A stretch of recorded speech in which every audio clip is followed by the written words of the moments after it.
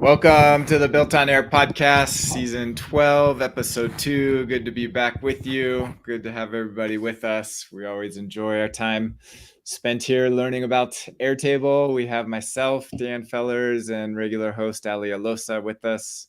Hello. And we have special guest Lorenzo Lee with us. Welcome, Lorenzo. Hello. Thank you for having me. Yeah, good to have you on. We'll learn more about Lorenzo's story later in the episode, so stay tuned for that. I will go through what we're going to talk about. The Built on Air podcast is a weekly 1-hour live show, and we go through everything Airtable related. We always start with our Round the Bases segment, talking about what's going on in the Airtable community. Then we'll do a spotlight on On2Air, our primary sponsor. Then we will do a segment where we learn more about Lorenzo and his experience and background and how he came to the Airtable universe. And then Lorenzo will walk through a base for transportation dispatch platform that he built. We'll showcase that. And then we'll spotlight our community. And then lastly, Ali will end with a case for interface, talking about charts and usage of charts in interfaces. So with that, we will get to our Round the Bases, and we go through different communities, highlight everything, so we keep you up to date on all things Airtable, so you know what the latest is. First, I wanted to showcase, I saw this in the Airtable community. Last week, we had Scott on, who's also with us in the comments. Welcome back, Scott. And I thought this was interesting. There's a thread that started, 4 years ago, 2018, and talking about incel progress bars. So we did this. Scott showed how to do this, and I thought it was just kind of coincidence that this came back up. People commented on it again. So it's always cool. I always love seeing like threads that have been around for years. You kind of see like the evolution of Airtable within these threads. And so anyways, there's more examples, and there's even some code examples of how to do things to generate those charts. So if you want follow up, this thread is relevant, or check out last week's segment from Scott showcasing how to build cool mini charts within your cells like this. Right. I love how creative people get. It's so cool. That is, I at the end of last episode, I talked about adding the gray bars on the end, and the example above that was exactly that. But I love how they added the colors, how they change depending on how far up it is. I just love that, and that's really cool what you're showing right now. Yeah, this one's pretty cool with the checkbox for done, and just kind of the partial, and then the information underneath. We really do need to do a progress bar competition, huh? Right. Some cool stuff in here. So anyways, just follow up from Scott just said that we need a progress bar contest. Great minds. Yeah. All right, so that's the last follow-up. A couple new items. So this came out the day of, I think, our show last week, or shortly after on Tuesday. People started seeing this pop up on your forms, on your Airtable forms, a little checkbox that said, email me a copy of my responses. Did any of you get this? I actually didn't, but I did not. Talking about it. Yeah, I don't know if I did. I don't think I did, but it was interesting to see. So this popped up. No, this just was there. Like, it wasn't an opt-in thing that you could choose if you wanted it there. It just started showing up. And when you clicked on that checkbox, then it had a input box to enter your email. And for obvious reasons, this was not well received by the community and those that started seeing this. And so not sure what the thinking was to push this out, or they were probably A/B testing it. But they did then retract it and pulled it back from all their forms. So I think within the day, they pulled it back, maybe the next day. Something like that. Yeah, there was people were not happy about it. It's interesting they can just push something globally like that on accident. Yeah. And there was a couple threads. It looks like there was another one. Oh yeah, and Scott says it redirected people to Airtable's website after submitting the form and asked them to sign up for an Airtable account. So it's kind of a growth hack. Right. I wonder if it's meant to be internal, like when you're filling out because I guess you already get a copy. You get notified when someone submits a form response. Yeah, you can. Yeah, that's optional. Yep. But I don't know if you get the details. Yeah. So they must be, maybe it was like only on free basis. Maybe it's kind of part of like, for free forms, they might do something like that. But I think it was showing up for on paid plans, which definitely was not cool. So so good they at least retracted that, and hopefully that doesn't happen again. Yeah, I mean, I think a lot of people have their own processes set up, where as soon as when somebody submits the form, they have their own email that goes out. I mean, that's just one reason why people would be upset, because like there's so many different, reasons why people wouldn't like that. Yeah. At least not without the option to turn it on and off. Yeah. Right. Yeah. So there was a couple threads there. This may not even be the one. There was another one that I'm pretty sure they responded to officially to say that it wasn't there. But yeah, there was multiple people that brought this to their attention. Mm-hmm. So that's, if you saw that is there. This one, I don't think we mentioned it last week. So this one came out in August when we were off, and I just wanted to highlight it. So they updated the action within automations for the Google Doc, the ability to update an existing Google Doc with new data. So kind of like a running document. And now that I say that, maybe we did talk about this last week. Do you remember, Ali? I don't think we did. Not the specific update. No. Okay. So yeah, I just wanted to highlight this. So if you're using Google Docs and you're using their automation to create a new Google Doc, now you can actually update an existing one with more information. So maybe like a meeting log history or some kind of running history that continually updates from records. You can do that use case now. So that's a cool little new thing that you can do within the automations. Yeah, I like that how it says at the bottom of that post that you can choose, it can be inserted at the top of the bottom. That I think is really, really powerful. I'm still bothered that they chose to call it document automator, because it's like, it just doesn't fit. Yeah. And that's not what it's called in the app. Yeah. It's almost like they created like this new product, but it's really just this one little integration. It's silly. Yeah, it's kind of funny. I think that was a marketing ploy there. So yeah, so that's kind of cool. I just want to highlight that. Check that out. And before we go on, Scott says the key drawback here is that the document needs to be hard coded into the automation. So you can't like dynamically associate it with the record. Right. That is a feature you can do in onto Air's Google Doc integration. So I'll give a plug for that. Nice. If you need more advanced functionality than what Airtable has, check out onto Air's Google Doc. Love it. All right. Now the big one. This was kind of cool. So there's a new beta out there, record templates. Well, it's kind of cool. I don't know what it is, but it sounds cool.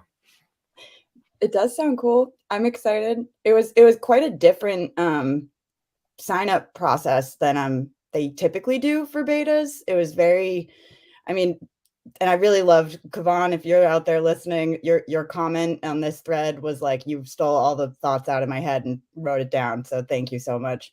But yeah, you have to give your a specific base ID that you want to enable it for, or list of base IDs, which I found interesting. Instead of just at an account level, you had to tell them which bases you wanted to turn it on for.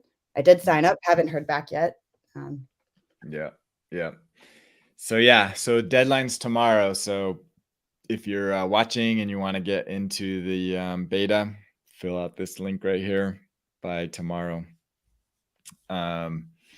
So yeah, it'll be interesting to see how this evolves. I'm really excited to take a look, because this is something that, it's kind of standard practice in the consulting world to set up automations that kind of do this. So this will make things easier if done well. Yeah, I'm excited to see what it looks like. Yep. Cool stuff. All right, moving on. In the Built on Air community, I thought this was worth highlighting. So Jonathan asks if there is a way to designate which email an automation error goes to. And I think we've addressed this in the past, but definitely worth bringing up because it's not super obvious. But I think we confirmed, I mentioned, and then Scott confirmed that it's actually in their support article. At some point they updated it. But basically, if you're getting errors with your automation, whoever last toggles it to be enabled, whatever user that was that enables the automation is the one that will get the error messages. So if you're setting it up on behalf of somebody else, then you might want to tell them to toggle it to turn it on so that they get the emails.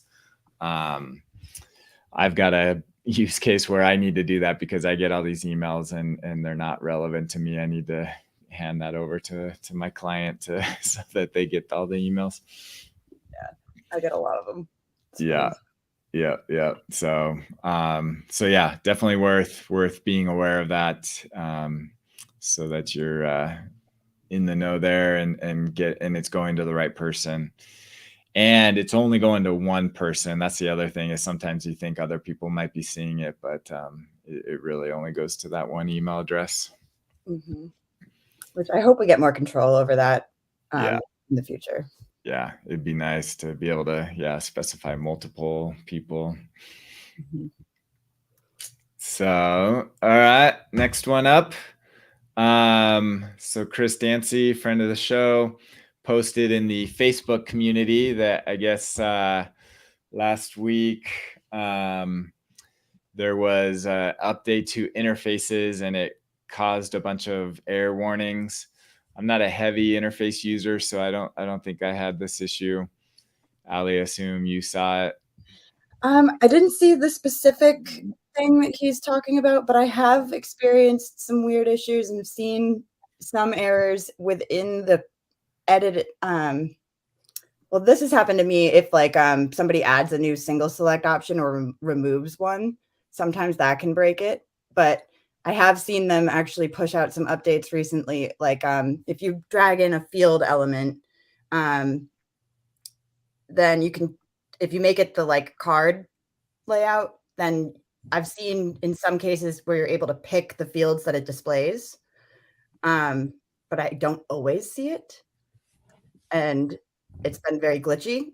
I don't know if anyone else has noticed this as well, but I'm excited for that day because I want to be able to pick the fields that are displayed on that card. Yeah. But I have seen like, the red text he's seeing there in that little pop-up. I've been getting a lot of that with that element. Interesting. This guy here. Yeah. Was changed and no longer be selected. So I guess, and other people have mentioned that they got it as well. I think this was on Thursday. Worth knowing if you might need to go into your interface builder to I think you just had to like reconnect the field to get it to go away. Yeah. So kind of annoying. Mm-hmm. I don't know, Zoe, if you saw any issues there. No, I didn't. Gotcha. All right, let's go back to the Built on Air community. Never mind, this is the same one. I had it in there twice. Okay, going to Twitter. This was somebody. I just thought it was kind of cool pointing out. So this was a early investor in Airtable and talking about his experience with Airtable. So if you click on his article, goes to his blog. So just kind of an interesting article, his perspective as an early investor and what he loved about Airtable and how he's used it. And so he was a user first and knew the founder, Howie, and so got into their Series B investment and talks a little bit about his experience and why he is a fan of Airtable and chose to invest in it. So interesting article worth pointing out. Yeah, he even called it rad, it looks like. It's been Yeah. a while since I heard that. Yeah, he's an unapologetic homer in the worst way. Love it. Any other tidbits, anything interesting pop out in this week in Airtable? I'm excited for them to. I got an email saying that I did not place in the interface designer contest, which is okay. But in that email, they did say that they were going to be putting some stuff up on the community on Monday, but I didn't see anything get posted yesterday. Yeah. But I'm excited to see. I think they were going to highlight some of the universe entries, and I'm excited to see that. Hey, we have a friend joining us. Camille. Hello. Welcome. Hide our overlay. All right, welcome, Camille. Good to see you. Glad to have you join us. Yay. Traffic. Hey, Allie, for your Airtable interface contest, what domain was your interface in? Oh, I entered the two different ones. One was just a transaction tracker, and the other was an inquiry response generator, basically, like a way to create custom responses to like leads. So got it. It's cool. We'll have to have a day where we all just show interfaces. I think that'd be fun. We'll show the losers. So by building the interface, did you see like how you might use it in the future? I mean, I think that's maybe part of their goal. Or are you kind of like, oh, I could see myself using this? Well, it's funny. I love that you asked that because I actually created the inquiry tracker is something that I use myself, and I submitted it. Okay. I use it so often, and it's been so helpful for me. So it's funny. It was kind of the other way around. But yes, absolutely. I love it. I mean, there's so many use cases. So I'm excited to see like a big list of them all because there's so many things you can't even think of, Yeah. Right. So that means the bar is pretty high for the winners. I'll have high expectations. Well, from what I've seen on LinkedIn, there's some really cool stuff. I was about to say, I saw some screenshots on LinkedIn and it didn't even look like interfaces. I was like, what am I looking at? It was really cool. There was a lot of like some stiff competition out there for sure. So it's exciting.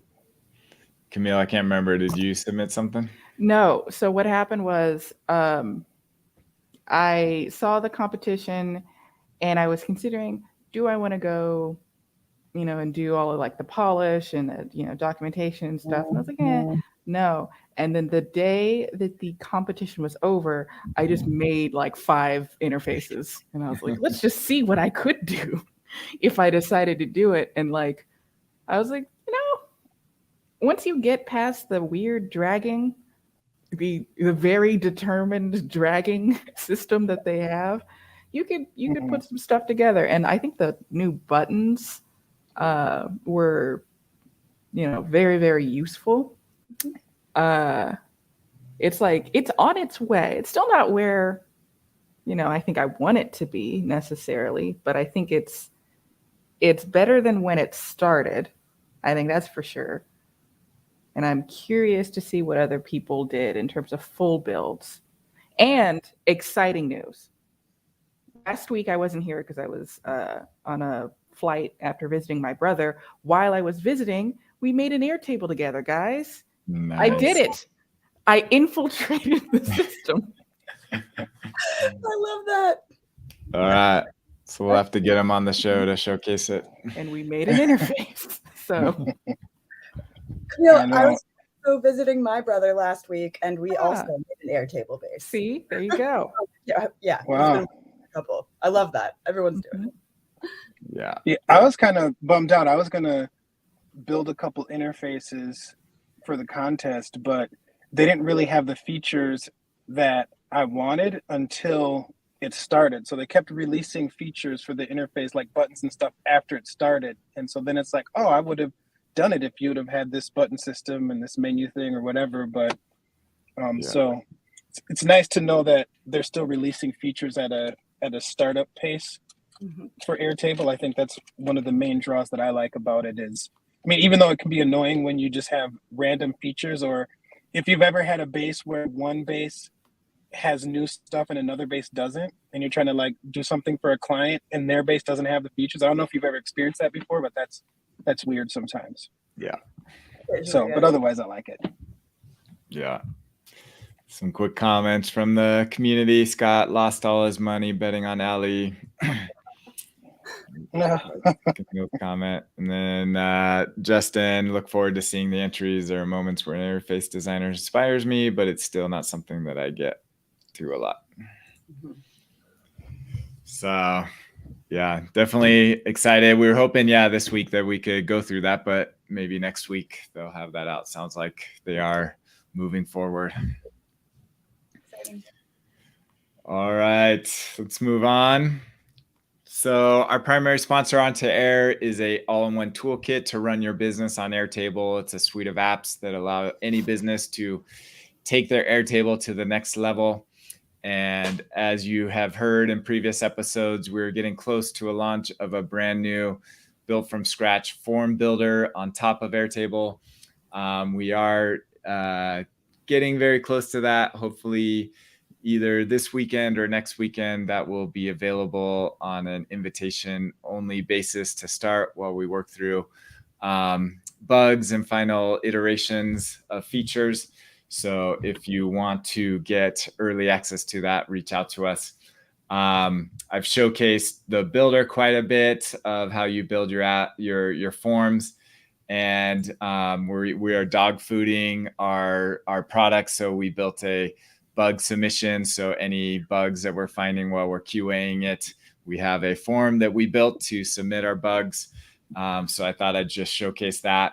Some cool features that we have. So this is actually a single select field, and you have the ability to display it in different ways. So this is kind of a button select option where you can select your single select as buttons. You can also select them as radio buttons or a single select drop down. So there's different ways that you can display the different field types within Airtable, which is kind of cool. And then this gets saved back into Airtable as the single select option. You have attachments, and you also support for Markdown for our description of our bug. We have a Markdown editor, and then you submit it. So just kind of a sneak peek. This is just a few of the field types. We support almost all of the field types. Not all of them yet. Barcode we don't support, and some of the other ones like rollups and lookups are a little bit tricky just because of how they work. So there's some workarounds for those. So anyways, check us out at ontoair.com. Sign up and reach out if you want to get access to the new forms that are coming out very soon. With that, we're going to move on, and we're going to learn more about Lorenzo and your background. Lorenzo, why don't you give us kind of your story? What's your background? Tell us a little bit about yourself, and then how you found Airtable. Okay. Origin story. Well, I guess my background is development. So I've been a developer writing code probably since I was 14 or 15. I actually went to school for art first. And then I went back to school for development only because I live in Minneapolis, and, my dream was to work for like Pixar when I was like a kid or something. So it's like just a traditional like artist, and went to school for that, went back to school for development, and then moved to California and started working in Silicon Valley. So long history in just traditional software development. And then I branched off and started a company just doing general development for startups and small businesses, like just building solutions, whether it's like a mobile app, desktop app, or whatever. And then over time, dealing with a lot of startups, they always need like faster ways to implement and build things. So that's kind of how I stumbled upon Airtable as a means for building solutions quickly. So that's kind of like the origin story of me working with Airtable. And usually, I guess, in the domains I work in, there's kind of like three different segments of a business that we kind of focus on. And you have like your acquisition, you have your operations, and then you kind of have product. Like those are kind of like the three delineations. So Airtable is kind of a unique product because it fits nicely in all three of those, where, if you're trying to like do operations, kind of like using Airtable as a CRM, it's perfect. But if you're also trying to use Airtable for like acquisition, like managing marketing stuff, it's really good for that too. Where I kind of started was using Airtable from a product perspective, which is different, but it's one of those things where I would build solutions, whether it's like someone who's like, hey, I want to build a custom like Telegram subscription platform, and we'd use Airtable for the database. Or I want to build a game using Unity 3D, but the product people, I want to build all the interfaces and kind of like the game logic would be built like an Airtable, and you might like sync that to like a real database that your game would connect to. So using it like in that perspective, or maybe like a chat app. Lots of apps in Airtable where maybe the product is like a fitness. Maybe there's like a custom like recipe generator thing where people fill in a bunch of information, and then every week they get like a custom recipe suggestion list or something like that. So like that product itself would be built in Airtable, even if Airtable wasn't the interface that the customers would use. So that's kind of where I spent a lot of time, where a company would come to me and they would have an idea or a concept, and they would come to us and they'd say, well, what is the best way for us to like get there the fastest, right? And so then you'd ask questions about scale, how much data there is, how fast do they need it, and so Airtable really fits nicely in that domain. So those are kind of like, I'm mostly product and operations, so a lot of stuff is just product based, and then there's some stuff as well that's a lot of operations. So a lot of like CRMs, or people who come limping from like HubSpot or something, or like Asana, and they're like, oh, I need a bunch of stuff. I need to be able to manage customers, but I need to be able to click a button and generate an invoice, or know exactly when a contract's been signed so that I can send the task to these, so stuff like that. So lots of CRM stuff as well. So that's kind of what my focus is, and what I like the product stuff better, but the operation stuff comes a lot more, and it's more standardized. So like at this point we have like a CRM like template. So if someone comes, like a standard company, there's a standard template we have that already has all the bells and whistles of like QuickBooks integration, DocuSign, PandaDoc, Google Drive, Slack, all that stuff, with all the columns that you would see like in a HubSpot or Salesforce CRM. And there's some other integrations like data enrichment. So HubSpot's got cool features where you can,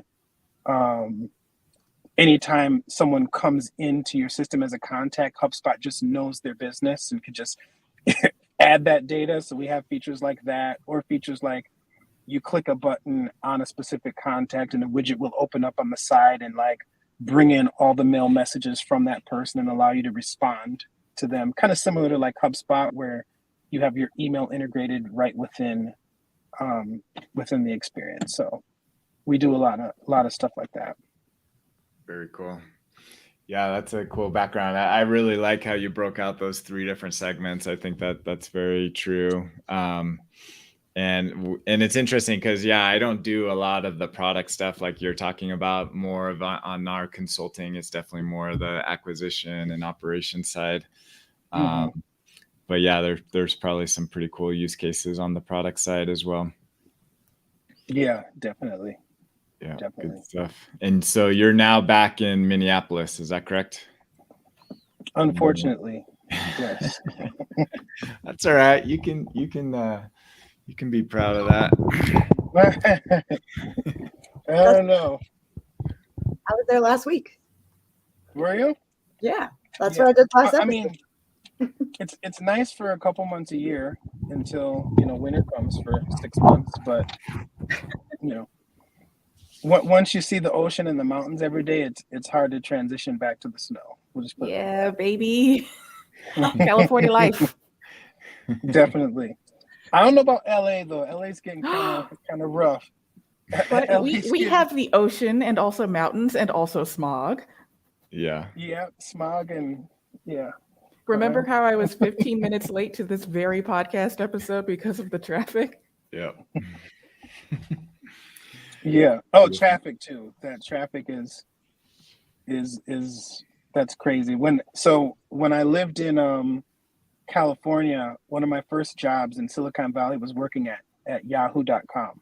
But I lived in Berkeley and I had to walk to a bus, to an Amtrak train, to a trolley just to get to work every day in Santa Clara. It was like an hour and a half commute each way. And it was the fastest way to get there.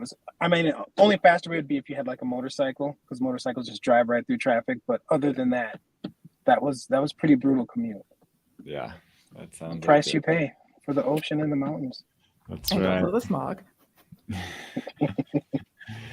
Very cool. Well, we're glad to have you on, Lorenzo. Glad to have you in the community at Built on Air, and and the name of your agency. Lodic Digital. Lodic Digital. Yep. Cool. So yeah, feel free to reach out to him. We'll put his website in the notes. And cool. So you're gonna show with us. If you want to get your screen ready, I'll transition real quick. Oh yeah, let me just show. Yeah, make that visible. Like so simple. Lorenzo is going to walk through a base that he's built, and this is actually kind of more in that product side. So that's kind of cool. Most of the demos we see are kind of the operational side. So this will be cool to see a full product built inside of Airtable. And get your screen ready. And I'll add it. There we go. It's showing. Okay. So this base is a transportation in the transportation space. So transportation company, just to kind of explain the concept, people who need rides to like a doctor's appointment or a clinic appointment or whatnot, the insurance company will pay for that trip. And so there's a lot of companies, they're called NEMT companies. And NEMT companies, what they do is they're basically a facilitator of those trips. So the insurance company will reach out to an NEMT company. They will call them, or the NEMT company will like download like a CSV of all the trips they have to do for the day. So a company, anyone can have a company if you go to the government or whatever and you get a license. But anyways, you get that CSV and then you're like, all right, I got to pick up these 7 people and I have to bring them to and from the trip. I have to get a signature and then that's it. Then I submit that claim to the insurance companies and I get paid for it.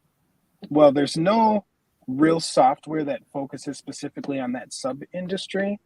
There's some that are popping up, but mostly there's not a ton of interest in that space. So anyways, what I built was basically like a dispatch platform that's pretty basic, but it kind of like fills that void. And so an NEMT company might come and they will see trips here. These trips will automatically populate via Make. So what happens is a trip will come in from like a transportation company through like a webhook there's a little bit more to it. There's like some AWS and some other architecture that was built out. But anyways, a verified trip will come in through a webhook, and then this will basically find the company the trip belongs to. It can automatically assign a driver if a driver is available and a vehicle. It'll also go and update the trip with like Amazon. It'll update the trip with like mapping. So like when you go back to this base, you can see like a specific map, for instance, of exactly where this pickup is, for instance. So basically all the insurance companies submit data through Motive, like Motive Care, if you see this, is just one of these like brokers. And so they get trips from insurance companies, they send them over to this platform. This platform figures out all the details about the trip, what company the trip belongs to, and then it automatically assigns the trip, the driver, the pictures, everything, so that this company now can just sit here in Airtable and figure out these trips. They can schedule the trip. They can unschedule if they need to. They can say they're on the way. Basically, they can assign drivers to the trip. This was built a while ago before interfaces, but interfaces would be like the perfect dispatch platform for this. But previous to interfaces, this is, you would just click this button to, like, for instance, assign a driver. And then once you assign a driver, I don't have any drivers assigned right now, but once you assign a driver, they have this Glide mobile app is also connected to the base. So the Glide mobile app user would get the trip right here. And then they could sign off when the trip is done, they could like do a signature, and then that signature would automatically come back into Airtable in like a signature field here. So there's like a signature field, and they would come back and it would just be a signature. And after the trip is done and completed, there's other scenarios here for like sending the trip to Motive Care. So you'd actually send the trip. So previously, before this solution existed, you'd come to a company and a company would literally run this off of like an Excel spreadsheet or something. They'd have an Excel spreadsheet. They'd call the drivers and they'd say, hey, here's a trip. The driver would like do a signature on a piece of paper. They would scan it in, and then one by one, they would go to like the insurance company's website or like Motive Care, and they would like fill out a form for every trip.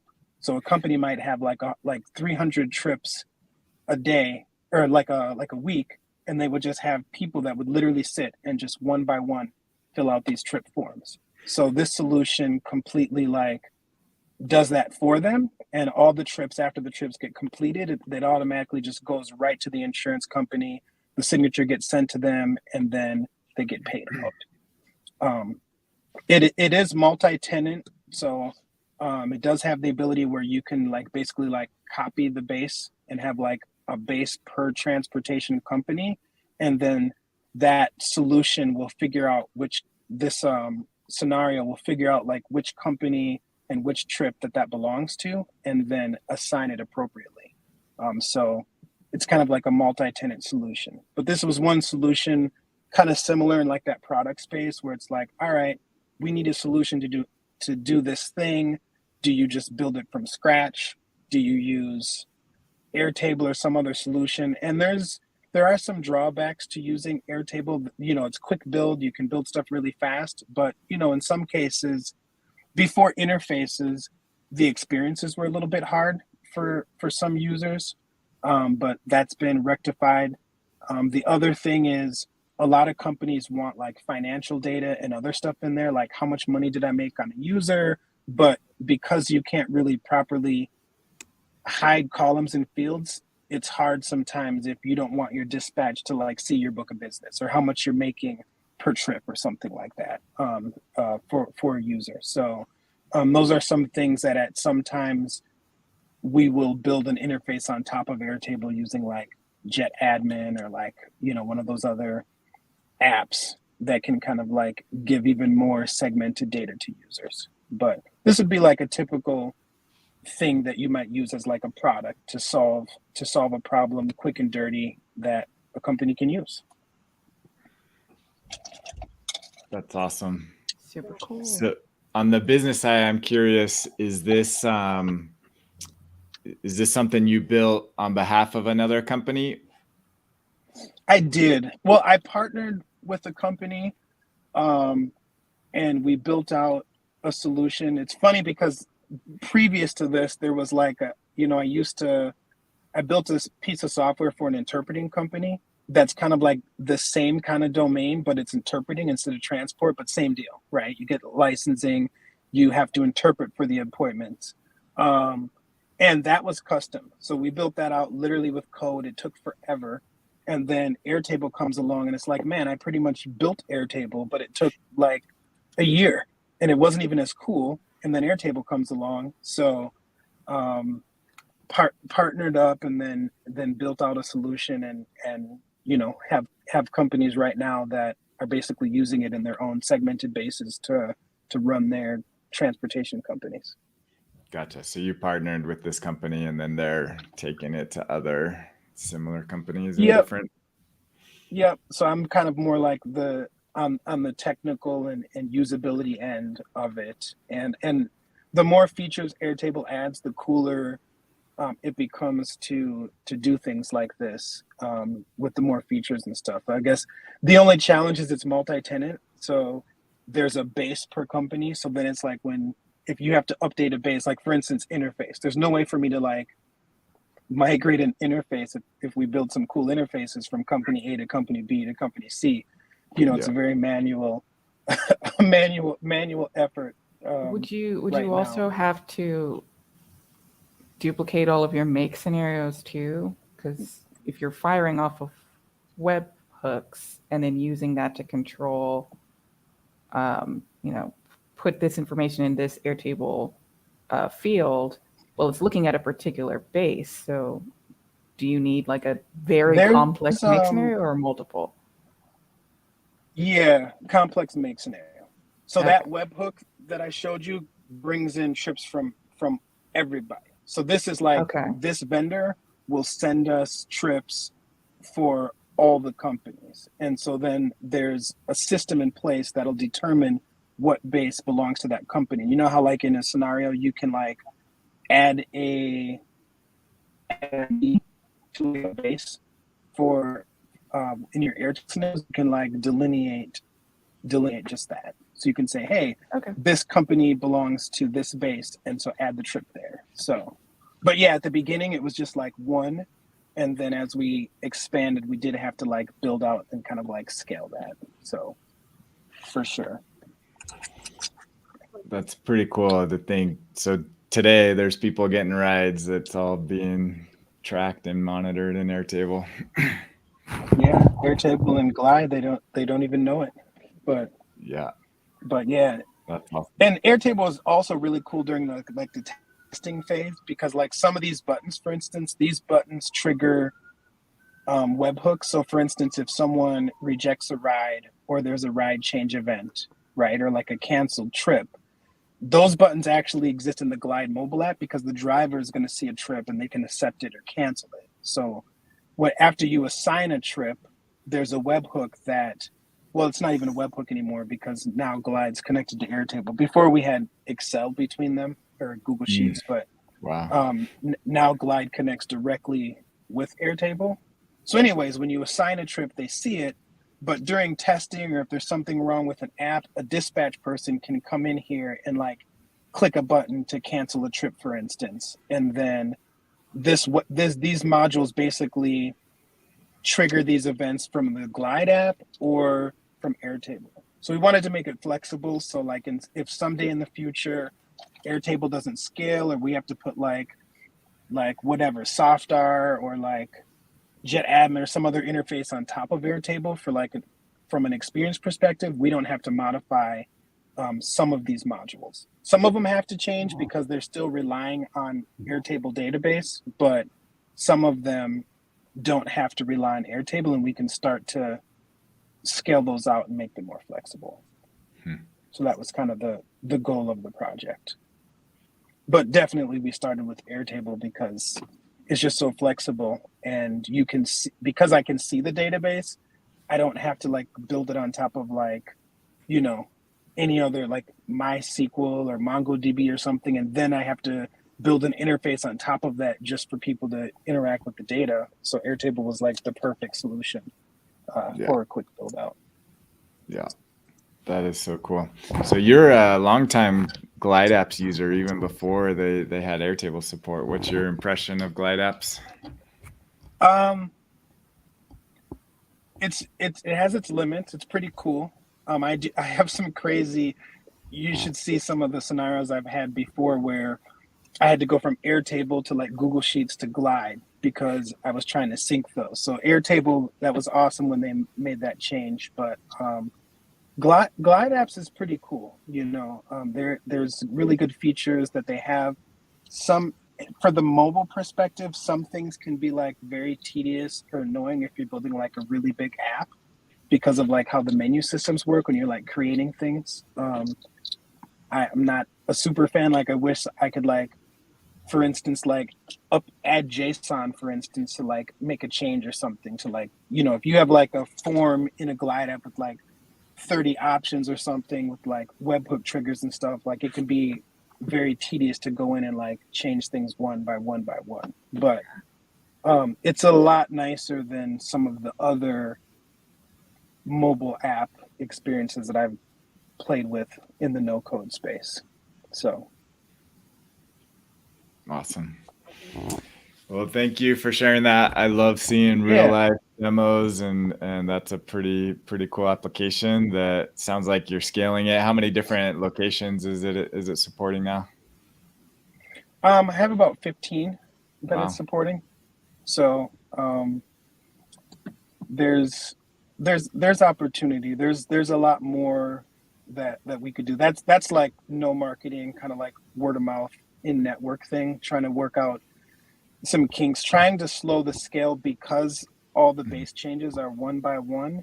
Yeah. You know, it's really challenging when you get started and you get like initial feedback from users that are like, hey, we want billing, or can we add an integration to like sync this to QuickBooks because that's where we do our payouts for our drivers or something like that. You know, that type of stuff. It's like every change you have to replicate to all these bases, and it's like until it'll be nice when Airtable releases, if they ever do, the ability to like add fields and stuff like that with the API. I would love that because then I could just completely code out the whole thing. But until then, it's very manual. So I do have trepidation about growing too fast, and then, you know, or you're on base 1 point. I don't know. I don't even know.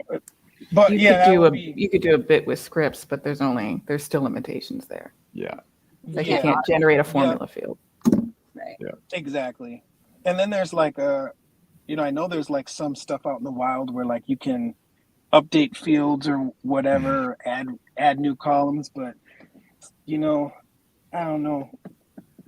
I was about putting infrastructure time into like unsanctioned stuff, and Airtable can just like you know, shut that down. Airtable can be a dream killer for a lot of people building ecosystems around Airtable, and I'm like, oh man, they're moving so fast. It's like you really gotta be real networked in with them, or like have a completely different, unique way that you're doing something to like value add and just like stay competitive without worrying about being cannibalized. You know, it's something I've seen in I was in the healthcare space for a long time, and anytime you'd have, you know, some EHR that opens up like the platform, or people are making modules or making a book of business, and then they're like, oh, that's a great idea, and they just bring it in-house.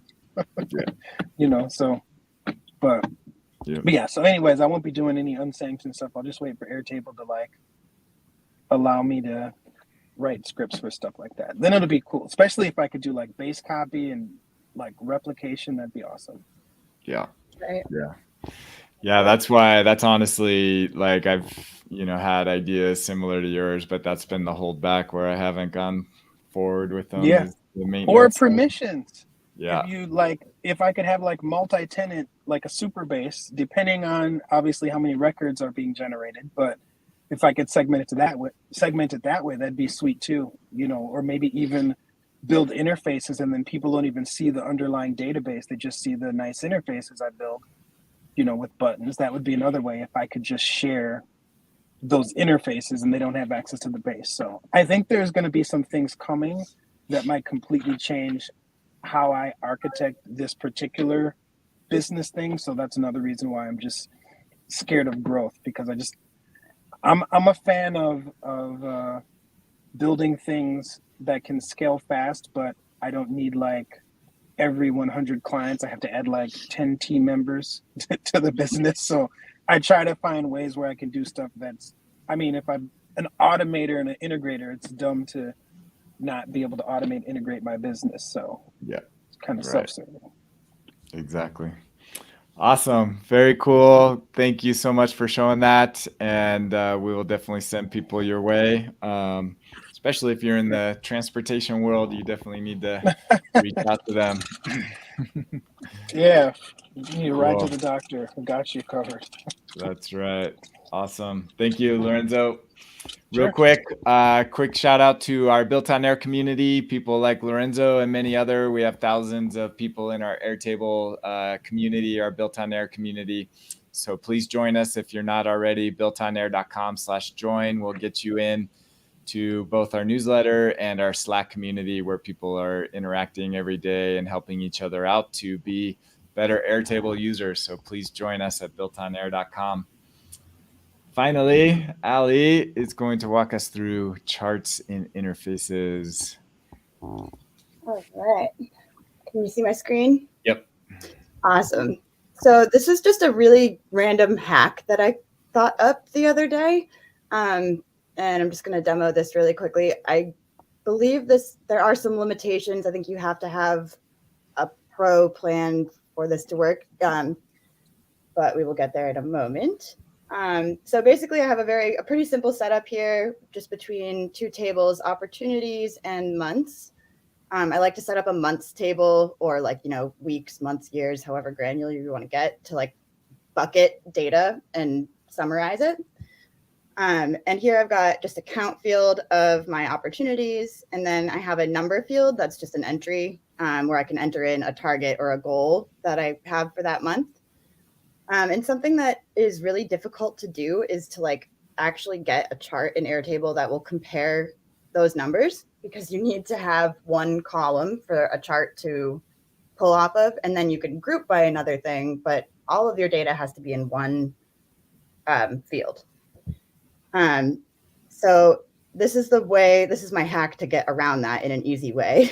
In the past, I would have maybe created like another table linked to months and had 2 rows per month, one for target, one for actual, if that makes sense.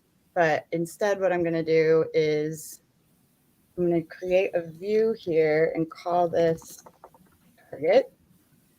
I'm just going to hide everything except my target numbers, and how about just the date. And then I'm going to make this synced to a new base.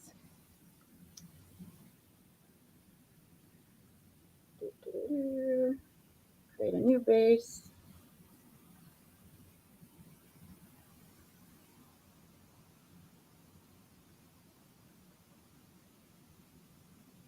All right. So now I have this here. Everything's called target. I'm just going to rename this like months. We'll call this CRM reporting.